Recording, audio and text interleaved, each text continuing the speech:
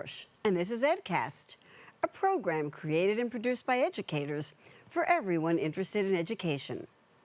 Educators have been inundated with talk of artificial intelligence and its potential to reshape every sector of our lives.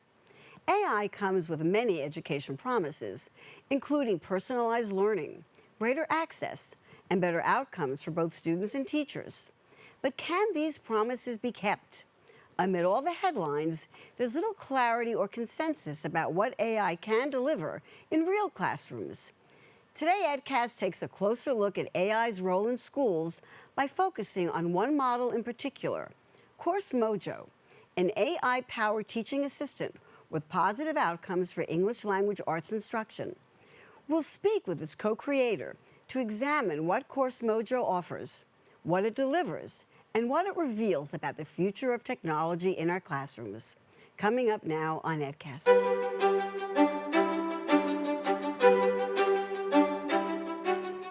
Joining me today is Dacia Toll.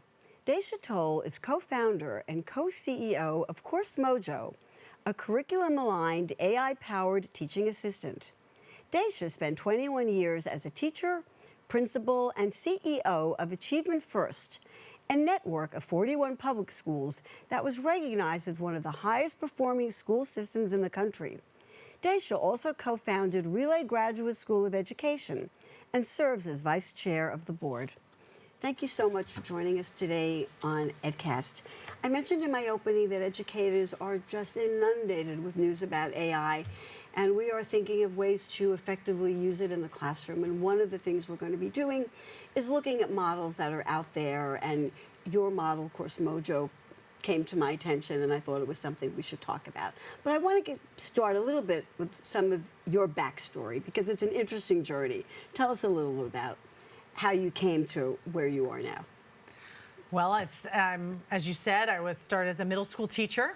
My heart is still in middle school. We're working mostly in middle school now, and became a middle school principal, and then expanded a network of schools that I had the pleasure of running, and my own children went to those schools, and they were taught by former students of mine.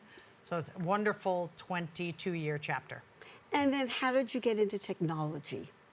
Well, I'm still explaining that to a lot of the people who've known me for the last few decades, because I was, and frankly probably still am, an ed tech skeptic.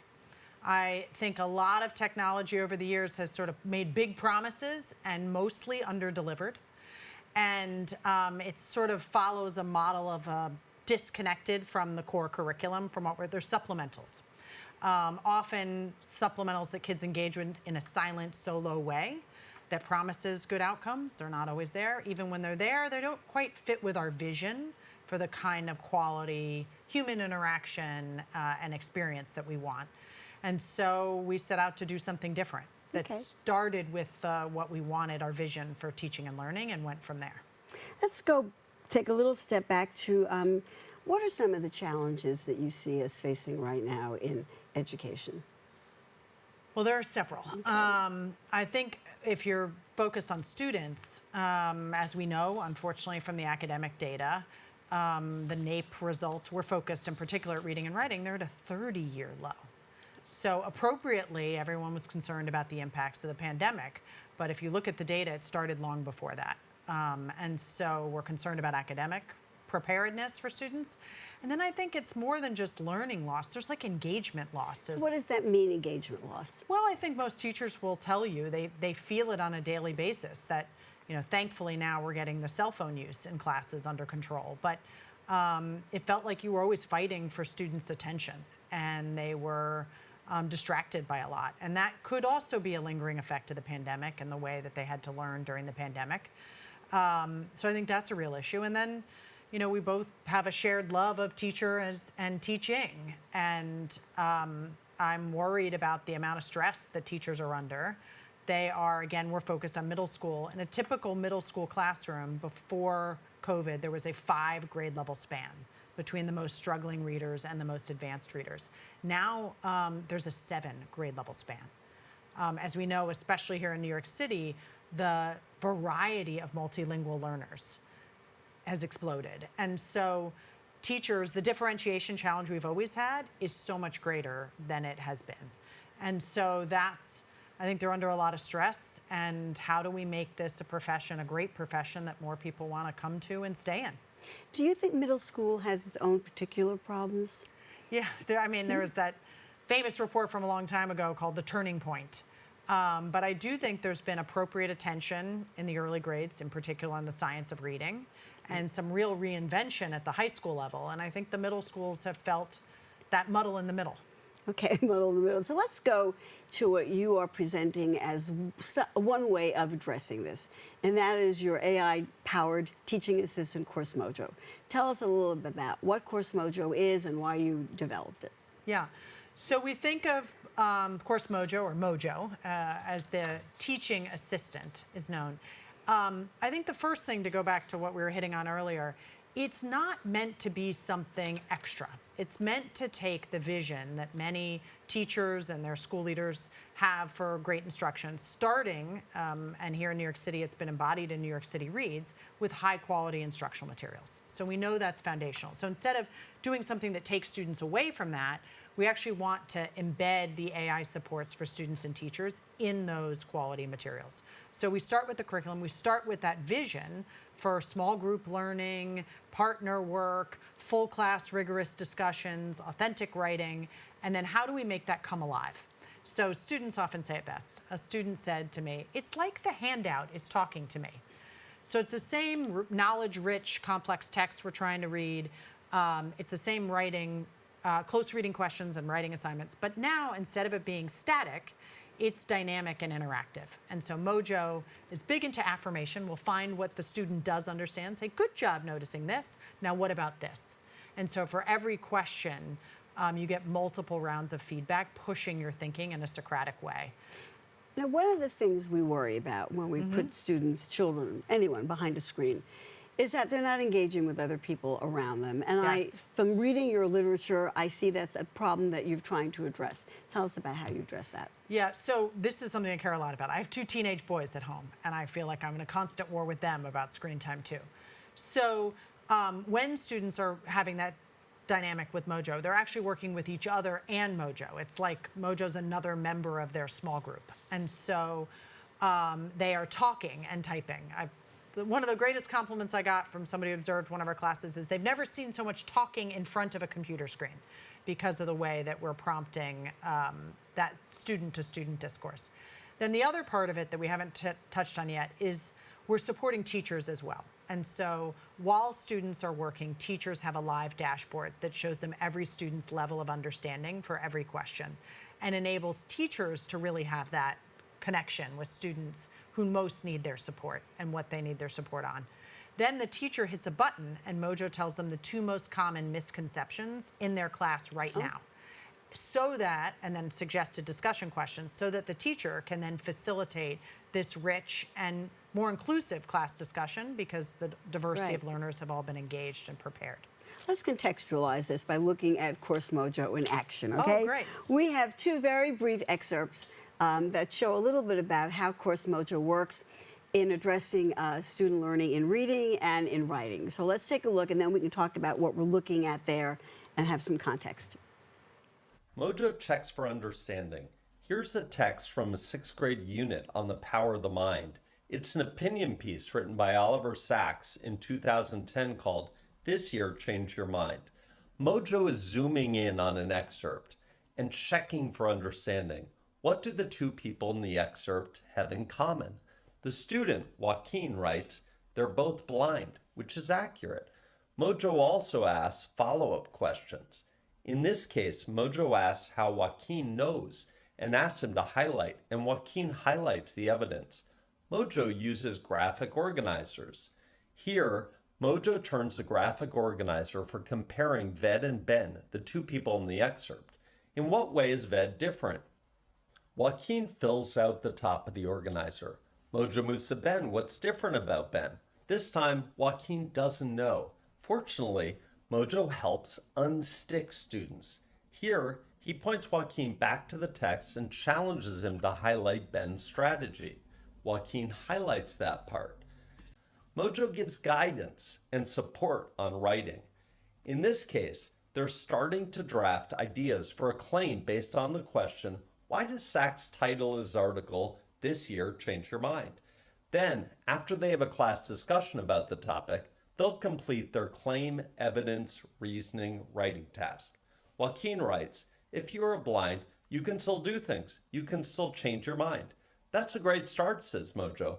But what about the story of Eliza Bussey? That's a story about a journalist who learns how to play the harp. I guess Sachs is writing about all people, responds Joaquin, revising his initial idea. Joaquin then changes his draft claim statement. Now, what if a student tries to undermine Mojo, you might be wondering. For example, what if Joaquin wrote, "Sachs writes about cars"? Mojo is designed to keep students on track. In this case, Mojo shifts the conversation back to the task. What about speaking and listening? Mojo can interact through text or speech. Students can listen to Mojo read if they press the play button here, and students can talk to Mojo by clicking on the mic here. Mojo can communicate in over 50 languages, and Mojo can be customized for different students to provide scaffolding appropriate for their current English language proficiency level. Meanwhile, while Mojo works with students, Mojo gives teachers visibility into student progress. Mojo highlights students who are confused or off track so the teacher can prioritize checking in with the students who need more support. So what should we take away from what we saw in terms of what Coursemojo contributes? I think there are two big things that's making the difference. One is student engagement. That I think inherently they find that conversation with the handout much more engaging. Since actually that version, we've now added little subtle emojis and GIFs when students write a fully correct 3 out of 3 answer. We don't want to overly gamify the experience, but we do have these little things that are dialing up student motivation and engagement. And the number one, I think they're getting more support and feeling more successful at these complex tasks. And then on the other side, we're trying to help teachers to be as effective as they can be so that they are able to focus their efforts on the students who need them. They're able to focus their conversation on the biggest misconceptions. They're able to, in the moment, celebrate student work. Instead of all this being after the fact, they get this real-time data. Now, students are often at different levels in a classroom, especially in reading. How does this accommodate that? As you saw from the interaction, so we do want students working together. Sometimes teachers will choose to do that homogeneously or heterogeneously based on different skill levels or the same skill level. But Mojo is there in either case to support them if what we see a lot is student partial understanding. So it's not that they're completely lost. Sometimes they are. Mojo has strategies for that. But it's often that they have the basic level of understanding or a literal understanding of a text as opposed to its figurative or metaphorical understanding. And so Mojo will affirm and then push and direct them back to a specific portion of text and ask them a more targeted question. And does it lead to group discussion without Mojo? Yes, so it's generally about 12 to 15 minutes of students working together in partners or small groups with Mojo. Then the teacher pauses the class, uses some of the Mojo analysis tools to identify where to focus the class discussion. Of course, they can still go do whatever they, in their professional judgment, think is best, but they have this real-time data. That then leads to a class discussion. And one of the things we're proudest of on our student survey is 85% of students said they're more likely, more comfortable to participate in class discussion after having worked with Mojo first. Now, in terms of the teachers, I know when the new Science of Reading programs came out in the city, and we certainly did a program on that, there was a lot of talk about teacher professional development and getting used to these new programs. Yes. What have you found about getting teachers comfortable and ready to work with Coursemojo? And do they like working with it uniformly? I mean, what's your take on that? Yeah, I mean, I don't know if teachers are uniform about anything, which is one of the wonderful things about them. But the feedback on Mojo has been very positive. So we asked them to rate Mojo on a whole set of dimensions on a scale of 1 to 5. And on every dimension, in terms of supporting student learning, supporting diverse learners of a variety of categories, helping them implement this high-quality curricula, we're rated at least a 4.1 out of 5. And getting ever better. The other gift of working with teachers, both in New York City and beyond, has been their feedback. they are wonderful about saying, this is great, but this is a little bit tricky. And so we're constantly refining it based on the feedback of teachers and students. And do they get professional development before? What does that look They like? do. So we have a 3-hour training on the front end to prepare teachers to use Coursemojo, where they play with it as much as possible themselves as students, as teachers. And then we do on-site coaching and support. Most teachers say it is pretty intuitive. And after the first week, what they like most about it is it's not something extra. It's already, they have been on this learning curve about the curriculum itself and really understanding how it operates. So this is not something different than that. This is when I get to, we focus on the hardest thinking part of the lesson. So when, as a teacher, I get to the hardest thinking part of the lesson, that's where the Mojo supports come in. And what is the platform that it's based on? So we built our own app, but powering it, kind of like electricity, we use several of the large language models. OpenAI for some tasks, Anthropic's Claude for some other tasks, Gemini for some other tasks. So we're trying to make sure that we're using the AI for which large language model is most appropriate. Some are better at grammar feedback, grammar and spelling feedback. Some are better at this close reading. But one thing I would just say as a general statement is I think there are a lot of generic AI chatbots out there. In general, when I test them as former teachers, I'm not that impressed. And I think AI is powerful. It is like electricity. We can now build things that are much more dynamic than they were before. But I think we're asking the AI, the large language models themselves, to do too much. What it takes is a lot of human authored content alongside the AI. So for every question, the AI has specific criteria for what constitutes a partial understanding, a full understanding. And that is what I think makes the difference in the quality of the interaction that students get with Coursemojo. I think you're building a kind of humanistic ed tech model that maybe that is the future. Maybe that is what we're going to be looking for. I certainly hope so. So let me go back to assessment of this program. That's what caught my eye. So tell us a little bit about the assessments that you've had. Yeah, I mean, what we all care about is impact. Well, everybody wants to know about effectiveness. Yeah, so. of course, as they should. I'm hoping that's the test by which we judge this next generation of ed tech products. So we worked in about 16 districts, including here in New York City, all year long with District 11 in the Bronx. It's just a wonderful team to work with. And we've seen significant gains. So we just had a research study released on Sumner County, Tennessee, which showed an 8 percentage point on-state test difference between the students using Mojo and not using Mojo. And then what they called exceptional effectiveness at closing historical achievement gaps. So students with IEPs, which I know is a group we're all very concerned about, they closed their achievement gap by 2/3. Students who are on free and reduced lunch closed it by half. Here in the Bronx, District 11 saw great gains, as other districts did across the city, in their reading scores based on New York City Reads work. And then District 11 used it in all their schools? They used it in a number of schools, not all of them. And did they do a compare contrast with the students exactly who and so used it part versus those who didn't? Exactly. So the students who the schools where teachers used Mojo at least twice a week saw basically double the district-wide gains. Okay. So I do think when you start with quality texts and questions, then if we can dial up student engagement and we can help teachers be even more strategic and effective, we are seeing very promising results. And to clarify again, when it was used by District 11, it worked with the curriculum of the district. Right. In that case was EL. With EL. And so it adapts itself to the readings that the teachers are using rather than providing your own material. Exactly. There are a number of AI tools, as you know, that will allow teachers to upload content and do things with that. This is taking the curriculum, and it's not a simple thing, I will just say. I wish it was, it is not. It takes a lot. We have human authors that are spending a lot of time making sure that the criteria that the AI is using is exceptionally strong, making sure that the feedback is just right.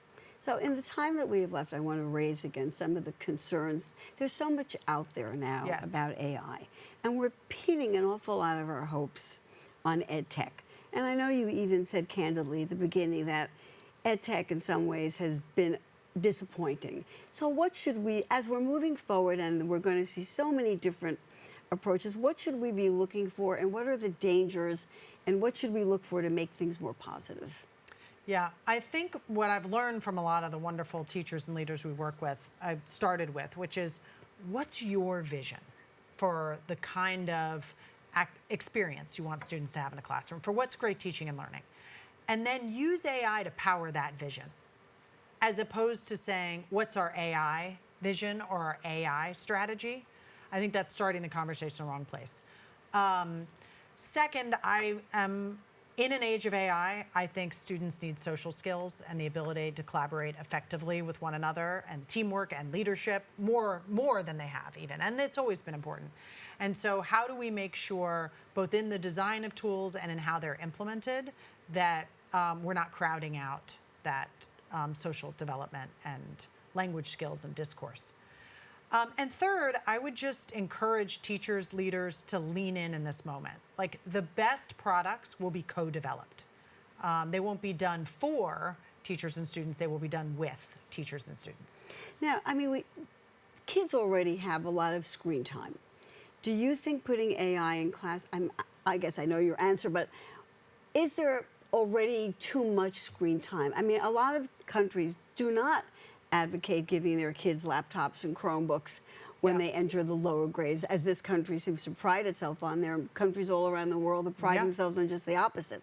What's your feeling about that? Should we be giving every child a Chromebook in second grade or third grade? Well, we're focused on middle school, where I think the question's a little bit easier. Okay. But if you're asking me, do kids have too much screen time? The answer is unambiguously yes, at school and at home. So I don't think this, but as you know, there are different kinds of screen time. The worst screen time for us, all of us at every age, is passive screen time, where we are just absorbing information, a video as an example. When it is active screen time, the way I suspect both of us maybe spend too much time in front of our laptops, but if we're there and we're actively engaging, that is cognitively different. So I would say that as a starting point. But second, I think we should interrogate every use of screen time and put it against that outcomes judge that you were talking about. How effective is it? Is it actually, I mean, if we can help kids close their gaps in reading and writing at twice the rate, then we could decide, yes, that meets the test, the rigorous test we have for whether it's worth the dangers of human disconnection that it can cause. Are you at all concerned about what I just learned, this phrase, digital dementia? I just happened to see this new phrase that says that because we're outsourcing so much of our thinking to AI, that people are losing their ability to think critically. Yes. And I'm wondering if you're concerned about that, or if you think that's a concern for students when we're asking them, we think we're giving them assignments that are AI proof. I have yet to see that. That's all I spend every day almost with my faculty and colleagues. So what do you think of that? Are we outsourcing thinking too much to AI? It's hard to make a general statement, but I am worried. I'm very worried about the problem you're saying. I never heard that exact term. I just heard it, digital dementia. I think there's been other articles that say AI making us dumber. And I think there is a real risk, particularly its use in schools, that kids will outsource some of the critical thinking that they need to do. Certainly the writing that they do need to, in the early years, to truly develop those skills. So we are trying to focus on how do we have an AI use case that pushes critical thinking, that actually enhances critical thinking versus the alternatives. And I think if you were asking me a broad question, are you enthusiastic about AI use in schools? I would say no. I think it is not. There are already very positive use cases, and there are negative use cases, and we're just getting started. And so I think it's a little hard to deal with it at that headline level. I think you need to interrogate the specific use and how it's being used, not just what it is, but how it's being actually implemented in classrooms, and then ask ourselves if it passes our tests of values and effective practice. So you are looking at middle schoolers now. Would something like Mojo work for younger students as well, or would you prefer that they do not work with something like Mojo? I know you've just given a pretty good explanation about thinking it through, but what's your gut feeling about Yeah, that? we are not planning to go any lower than third grade. Part of that are some of the complex issues we're talking about in terms of development. Right. But part of that is also that we're focused on not on the foundational skills of reading fluency, but rather on the comprehension, background knowledge, writing, vocabulary. And so that really kicks in more as a focus starting in third grade. Okay. What about the cost of something like Coursemojo? Yeah, so Coursemojo currently costs $23 a student. That's sort of middle of the pack when it comes to a lot of these sort of supplemental, even though that's not what we are, it's sort of the category we get put in. And a lot of that is the cost of the AI. Right. That every time you're pinging the AI as a student or teacher, that's got costs, unlike Okay. most ed tech where the marginal cost is lower. So I hope that will come down over Okay. time. We're running out of time, so I'm going to give you a last word. What would you like us to take away from the work that you've done with Mojo and just AI-driven instruction? Yeah, I think one theme in this conversation has been to apply a critical lens. And that I do believe we have learned so much about effective teaching and learning. And it's not, okay, on to the next thing, now we're on to AI. No. It's about the values that have gotten us to this, that have brought people into teaching, into leadership, the effective practices that we've learned, our vision, and then how do we power that with AI? AI can power project-based learning. AI can power math discourse. It's only if we have a narrow-minded view now of what it's been in the past. Well, thank you so much. I want you to know that I'm really trying to educate myself, and I'm learning a lot, and I approach this with an open mind, and I have to say there's some really positive things here to think about. So thank you so much, Dacia Toll, co-founder and co-creator of Coursemojo. That's it for this edition of EdCast. Thanks for watching, and see you next time.